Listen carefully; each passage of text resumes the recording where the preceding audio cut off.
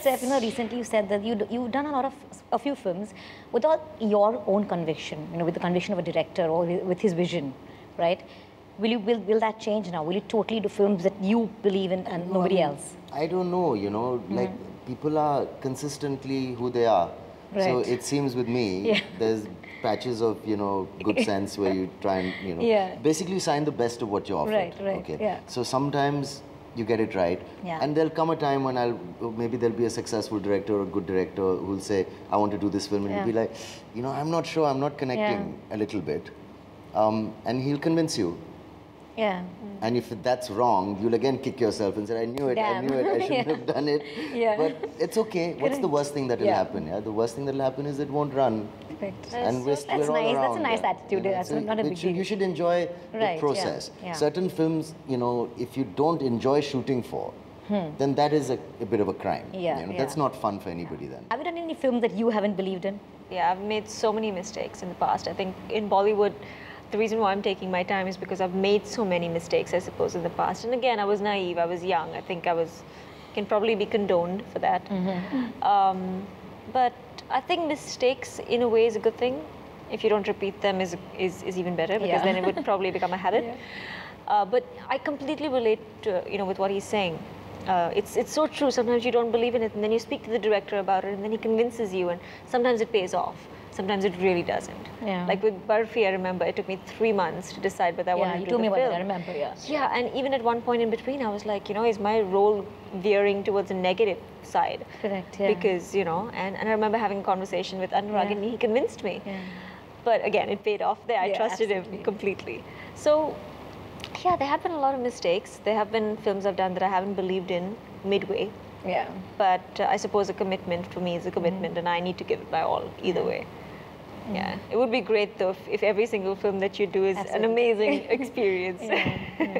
What about you, Govindaji? I was reading an interview somewhere where you said that you don't like a lot of your films in totality, you like them in parts. Is that true? No, I don't like my films. He actually said that I don't like most of my films in totality, I like them in parts. I know that he doesn't watch a lot of movies as Even well. a super hit film, I don't like. Really? Your own film? कभी नहीं, पसंद ही नहीं आती पूरी picture. Always मुझे ऐसा लगता है कि हाँ यहाँ अच्छा था, यहाँ अच्छा था, यहाँ अच्छा था. मुझे सिनेमा वहीं अच्छा लगता है जहाँ जिस वक्त डायरेक्टर हो या एक्टर हो वो उसके थॉट के बियॉन्ड चला जाता है. जिस वक्त वो बियॉन्ड जाता है उतना सिनेमा मुझे उतनी फिल्म मुझे अच्छी लगती है. I guess the audience is forgiving. I think they move on and they go on to your next best film. They're forgiving when you're young, I think, Then they expect some quality a little later. Okay, because you have a standard, you have a benchmark for your own self. Yeah. But they're good with youth. They're good with you. Yeah, at least they are. Yeah, they are. They're like, nice. Yeah. I think they're supportive, They give people a chance. Yeah, because they just think freshness, I guess, Or maybe now you feel they give less of a chance. But I think, don't you think it's more competitive right now? That's what I'm asking you, think? Yeah, I think it's more competitive right now. I think the audience has less patience now than they used to earlier. This is an interesting question. I don't know what it means, whether if every guy is a six-pack, what does that say?